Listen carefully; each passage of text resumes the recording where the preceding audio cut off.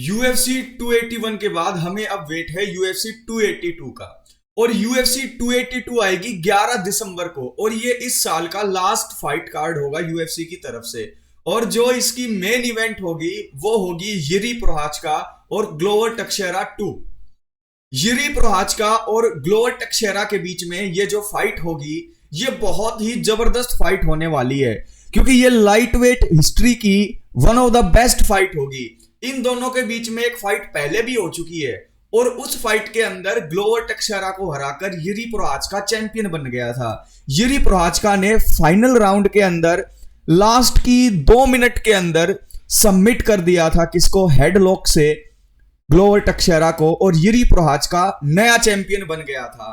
तो यिरी प्रोहात्स्का से अपनी बेल्ट को वापस लेने के लिए ग्लोवर टेक्शेरा के साथ अब उनकी फाइट होने वाली है UFC 282 में। जब इनकी पहली फाइट हुई थी वो UFC 275 में हुई थी 12 जून को, लेकिन अब ये फाइट होगी 11 दिसंबर को, यानी पूरे 6 महीने बाद ये रीमैच होने जा रहा है। इस रीमैच के अंदर ये साफ हो जाएगा कि लाइट हैवी वेट का किंग कौन है। देखिए, लाइट हैवी वेट की अगर मैं बात करूं तो यहां पर यिरी प्रोहात्स्का अभी किंग है। यिरी प्रोहात्स्का की 29 विन है, 3 लॉस है और 1 ड्रॉ है। अब यहां पर यिरी प्रोहात्स्का ने UFC के अंदर एंट्री लेने के बाद 3 फाइट के अंदर ही चैंपियनशिप की बेल्ट ले ली। 3 फाइट कौन सी की? यिरी प्रोहात्स्का ने एंट्री लेते ही सबसे पहले वोल्कोन ओज़्डमिर को हराया, फिर उसके बाद डोमिनिक रेयस को हराया, और डोमिनिक रेयस को हराने के बाद उन्हें टाइटल शॉट मिल गया। किसके खिलाफ टाइटल शॉट उन्हें मिल गया? ग्लोवर टेक्शेरा के खिलाफ जो चैंपियन थे। और तीसरी फाइट में ग्लोवर टेक्शेरा जो चैंपियन थे उनको हराकर ये क्या बन गया? चैंपियन बन गया। अब जब पहला टाइटल डिफेंस करने की बारी आई यिरी प्रोहात्स्का की, तो यिरी प्रोहात्स्का ने कहा कि मैं अपना पहला टाइटल डिफेंस यान ब्लॉविच के खिलाफ करना चाहता हूं। लेकिन जैसे फाइट के अंदर ग्लोवर टेक्शेरा से बेल्ट ली थी यिरी प्रोहात्स्का ने, तो काफी लोगों का सोचना यह था कि ग्लोवर टेक्शेरा जीत रहा था, बस तुक्के से वो गिरफ्त में आ गया और टैप आउट करवा दिया उसको। इसीलिए अपने आप को रियल चैंप प्रूव करने के लिए यिरी प्रोहात्स्का ने दूसरा मौका दिया है ग्लोवर टेक्शेरा को। इसलिए ग्लोवर टेक्शेरा के साथ ये जो मैच होगा, ये जो फाइट होगी, ये डिसाइड कर देगी कि भाई रियल चैंपियन कौन है। और इस फाइट के रिजल्ट के ऊपर ये जो है तय होगा कि कौन सा फाइटर अपने टाइटल को डिफेंड करेगा यान ब्लॉविच और एनक्लाइव के बीच विनर से। एनक्लाइव और यान ब्लॉविच की को-मेन इवेंट होगी और मेन इवेंट होगी लाइट हैवीवेट के किंग का पता लगाने के लिए ग्लोवर टेक्शेरा और यिरी प्रोहात्स्का की। तो यहां पर ग्लोवर टेक्शेरा को आप देखोगे तो ग्लोवर टेक्शेरा 43 साल के हैं और यिरी प्रोहात्स्का 30 साल के हैं, 13 साल का फर्क है। तो ऐसे में यिरी प्रोहात्स्का को इजीली विन मिल जानी चाहिए, ऐसा काफी लोग सोचते हैं, लेकिन ऐसा होगा नहीं, क्योंकि पिछली फाइट को भी आप देखोगे तो लास्ट राउंड तक ग्लोवर टेक्शेरा आगे थे। अगर फिनिश नहीं होता तो ग्लोवर टेक्शेरा अपने टाइटल को रिटेन करते, डिफेंड कर लेते, लेकिन लास्ट राउंड में वो सबमिट हो गए। तो यहां पर ग्लोवर टेक्शेरा, जिनका रिकॉर्ड है 33 विन 8 लॉस, वो अपनी बेल्ट को दोबारा लेने के लिए फाइट करेंगे यिरी प्रोहात्स्का से। यिरी प्रोहात्स्का को 1 साल के अंदर 51 बार टेस्ट किया जा चुका है और इस महीने के अंदर हर दूसरे दिन या डेली यिरी प्रोहात्स्का के घर यूसाडा वाले पहुंच जाते हैं और उनके यूरिन और ब्लड सैंपल लेते हैं, ये टेस्ट करने के लिए कि कहीं इन्होंने कुछ परफॉर्मेंस एनहांसिंग ड्रग तो नहीं ले रखे।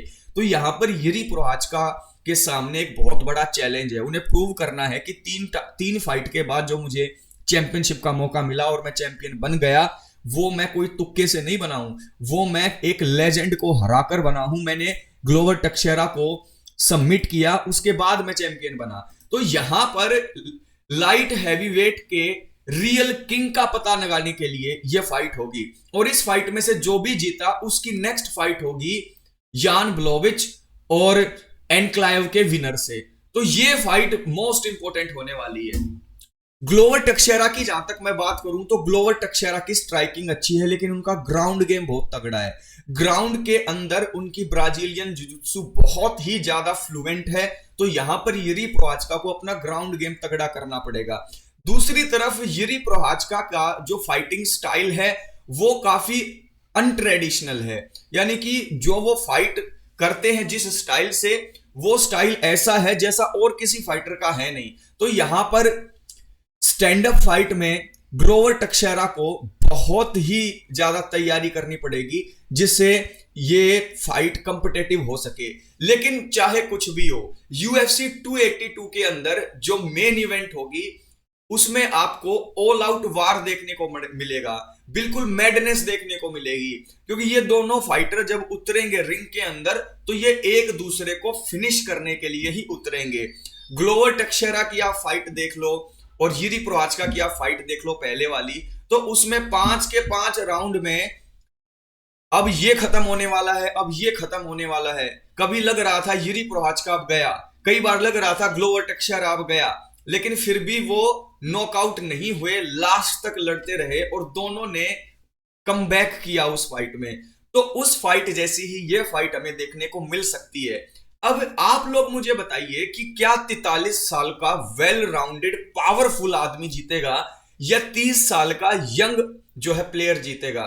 यहां पर एक चीज तो बिल्कुल निश्चित हो जाएगी कि यहां पर अगर ग्लोवर टक्शेरा हार जाता है तो दूसरा चैंपियनशिप का चांस उसे मिलना नामुमकिन हो जाएगा इस एज में। लेकिन यहां पर अगर ग्लोवर टक्शेरा जीत जाता है तो यूरी प्रोहात्स्का को कम से कम नेक्स्ट 2 या 3 फाइट जीतनी पड़ेगी। अब यूएफसी ने जैसे एलेक्स परेरा को फास्ट ट्रैक करके चैंपियन बना दिया मिडिल वेट में, वैसे ही लाइट हैवी वेट में यूरी प्रोहात्स्का ने जो है 3 फाइट के अंदर ही चैंपियनशिप ले ली। अब क्या यूरी प्रोहात्स्का के पास वो गेम प्लान है ग्लोवर टक्शेरा को रोकने का? क्या वो पिछली फाइट में जो उन्होंने गलतियां की थी ग्लोवर टक्शेरा के सामने बिना किसी गेम प्लान के फाइट में उतरने की, क्या वो गलती वो सेम करेंगे? मुझे नहीं लगता, क्योंकि यहां पर यूरी प्रोहात्स्का हेनरी सेहुडो के कैंप में है और हेनरी सेहुडो के कैंप में जाने का मतलब यही है कि वो ग्लोवर टक्शेरा के ग्राउंड गेम को न्यूट्रलाइज करना चाहते हैं और फीट के ऊपर स्ट्राइकिंग के अंदर ग्लोवर टक्शेरा को नॉकआउट करना चाहते हैं। ग्लोवर टक्शेरा सबमिशन की तरफ देखेगा और उधर यूरी प्रोहात्स्का नॉकआउट की तरफ देखेगा। तो इस फाइट के अंदर हमें पता लग जाएगा कि लाइट हैवीवेट का रियल किंग कौन है। जब से जॉन जोन्स ने लाइट हैवीवेट की बेल्ट छोड़ी है उसके बाद से यान ब्लोविच के बाद ग्लोवर टक्शेरा और अब यूरी प्रोहात्स्का तीसरा चैंपियन है ये। लेकिन किसी भी चैंपियन ने कोई डोमिनेट परफॉर्मेंस ऐसा नहीं किया है जिससे हम ये कह सके कि ये बेल्ट काफी दिनों तक इसके पास रहेगी। लेकिन क्या पता यूरी प्रोहात्स्का बिल्कुल ऐसे तैयार होकर आए, क्योंकि उनके पास हर वो हथियार है जिससे वो ग्लोवर टक्शेरा को रोक सके। दूसरी तरफ ग्लोवर टक्शेरा के पास भी experience, fight knowledge, fight IQ और पावर इतनी है कि वो यूरी प्रोहात्स्का को रोक सकते हैं और उन्होंने लगभग रोक ही लिया था पहली फाइट में। तो यहां पर दिसंबर के लास्ट कार्ड में यानी UFC 282 में मेन इवेंट में कौन जीतेगा, नीचे कमेंट बॉक्स में कमेंट करके बताएं। और ये फाइट को मेन इवेंट के लिए भी इंपॉर्टेंट होगी, क्योंकि को मेन इवेंट में भी एक नया कंटेंडर निकल आएगा जो इन दोनों की फाइट के विनर से लड़ेगा, यानी ब्लोविच और एनक्लाइव का जो विनर होगा उसे मेन इवेंट का वेट होगा, क्योंकि उनकी फाइट के तुरंत बाद ये फाइट होने वाली है। नवाडा USA के अंदर ये फाइट होगी।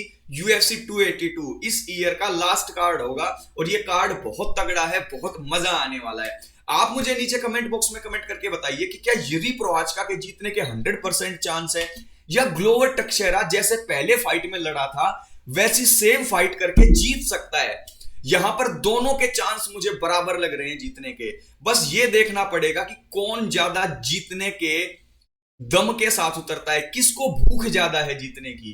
तो नीचे कमेंट बॉक्स में कमेंट करके बताएं। आपकी नॉलेज बहुत है, आप जो कमेंट करते हैं उसके अंदर नॉलेज भरी हुई होती है। तो कमेंट बॉक्स में कमेंट करके मुझे बताएं कि ग्लोवर टक्शेरा और यूरी प्रोहात्स्का 2 में जीतने कौन वाला है और किस तरीके से जीतने वाला है। थैंक यू सो मच और चैनल को सब्सक्राइब करें, वीडियोस को लाइक शेयर जरूर करें, कमेंट कीजिए।